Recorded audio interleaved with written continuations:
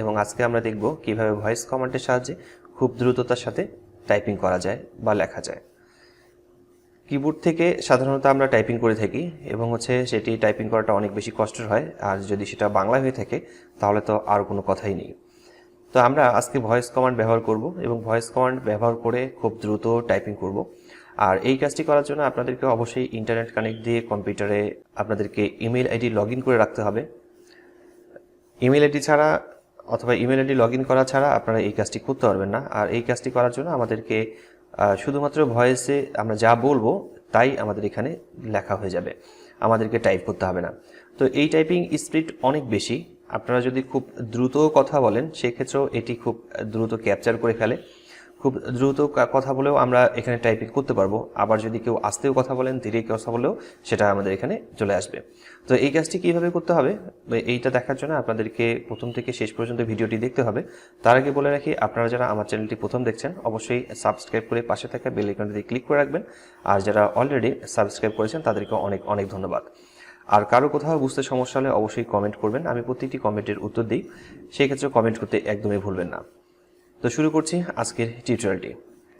আমাদের অবশ্যই Gmail ID log in থাকতে হবে এবং জিমেইল আইডি লগ ইন করে নেওয়ার পর আমরা অবশ্যই কম্পিউটারে জিমেইল আইডি লগ ইন করে নেব এবং আমাদের ব্রাউজারটি থাকবে মূলত গুগল ক্রোম। আমরা মূলত অন্যান্য ব্রাউজার ব্যবহার করেও এই কাজটি করতে পারবো, তবে গুগল ক্রোম ব্রাউজার ব্যবহার করে অনেক সুন্দরভাবে এই কাজটি করা যায়। তো প্রথমে আমরা যে কাজটি করব সেটি আমরা বাম দিকে একটা আইকন দেখতে পারবো, সেটা হচ্ছে গুগল অ্যাপ। এই আইকনটিতে ক্লিক করতে হবে। এটি মোবাইল ফোনেও করা যাবে এবং আপনারা যারা মোবাইল ফোন থেকে ব্যবহার করছেন অবশ্যই আপনারা মোবাইল ফোনে ডেস্কটপ মোড করে নেবেন। ব্রাউজারে গিয়ে ব্রাউজারে ডেস্কটপ মোড করে নিয়ে এই কাজটি করবেন এবং উপরের দিকে দেখবেন যে এই ডট ডট যে অপশনটি রয়েছে এটা হচ্ছে গুগল অ্যাপ বলে। তো এখানে ক্লিক করে নিচের দিকে আমরা এখানে দেখতে পারবো, নিচের দিকে দেখতে পারবো যে এখানে ডক্স লেখা রয়েছে এবং যদি বাংলা অপশন থাকে তাহলে এখানে দস্তখত অথবা এই টাইপের কোনো কিছু লেখা থাকবে। তো একটু লক্ষ্য রাখবেন যে এখানকার আইকনটি মূলত গুগলের আইকন এবং কিভাবে এখানকার আইকনটি একটু খেয়াল রাখলেই চলবে। তো আমরা এই ডক্সে ক্লিক করছি। ডক্সে ক্লিক করলে আমাদের এখানে নতুন একটি ট্যাব ওপেন হবে। আমি এই ট্যাবটি কেটে দিচ্ছি, নতুন একটি ট্যাব ওপেন হবে।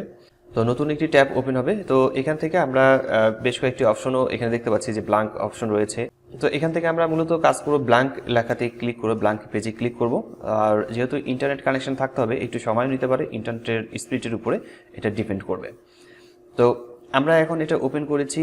আমাদের এখানে এটা ওপেন হয়ে যাওয়ার পর আমাদের এখানে যদি আমরা টাইপ করতে চাই, নর্মালি আমরা কিবোর্ড থেকে টাইপ করতে পারবো। আর যদি আমরা ভয়েস কমান্ড ব্যবহার করতে চাই সেক্ষেত্রে আমরা ভয়েস কমান্ড ব্যবহার করেও এই কাজটি করতে পারবো।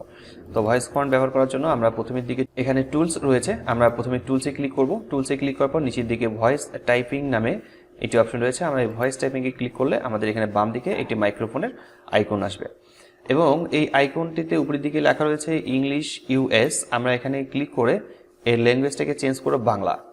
তো আমরা এখান থেকে নিচের দিকে স্ক্রল করে নিচের দিকে নামানোর পর দেখব বাংলা কোথাও লেখা রয়েছে কিনা, এবং আমি এখানে খুঁজে পেয়েছি বাংলা এবং বাংলাদেশ ব্র্যাকেটে দেওয়া রয়েছে।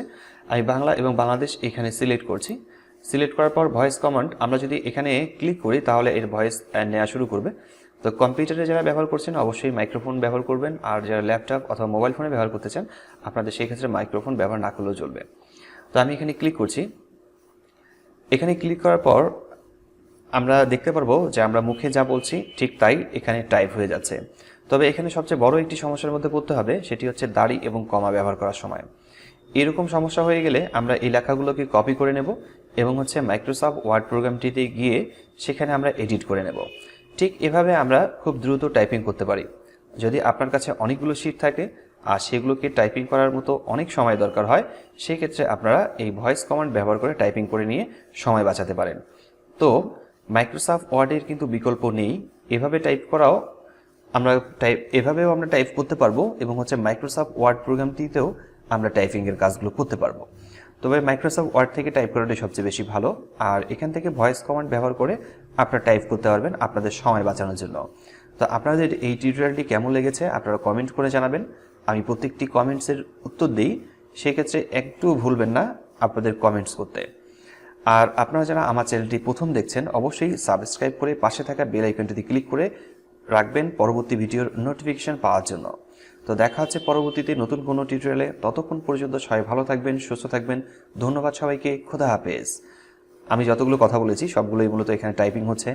এবং হচ্ছে প্রত্যেকটি কথাই সব ঠিকঠাক আছে, তবে মাঝে মাঝে কোনো একটি লেখার যদি বানান ভুল হয়ে থাকে সেটাকে আমরা মাইক্রোসফট ওয়ার্ড প্রোগ্রামে গিয়ে সেটাকে আমরা ঠিক করতে পারবো, অর্থাৎ এডিট করে নিতে পারবো।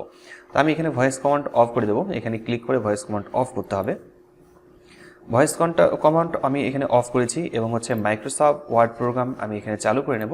তো এই জায়গায় সবগুলো লেখাকে আমি সিলেক্ট করে নেব, সিলেক্ট করে নিয়ে আমি এখান থেকে কপি করে নিচ্ছি লেখাগুলোকে এবং হচ্ছে মাইক্রোসফট ওয়ার্ড প্রোগ্রামটি আমরা চালু করে সেখানে আমরা পেস্ট করে নিতে পারতেছি। অর্থাৎ আমরা যে লেখাগুলো একটু আগে মুখে বলে টাইপিং করেছি সেই লেখাগুলোকে আমরা মাইক্রোসফট ওয়ার্ড প্রোগ্রামে নিয়ে দাড়ি, কমা, সেমিকোলন যেগুলো প্রবলেম ছিল সেগুলো সবগুলো এখান থেকে ঠিক করে নিতে পারবো। আর এই ফন্টগুলো আমরা এখান থেকে প্রিন্ট করলে যেভাবে আছে ঠিক সেভাবে প্রিন্ট করতে পারবো। এখান থেকে এডিটিংয়ের কাজটা আমাদের ঠিকঠাকভাবে করে নেওয়া যাবে।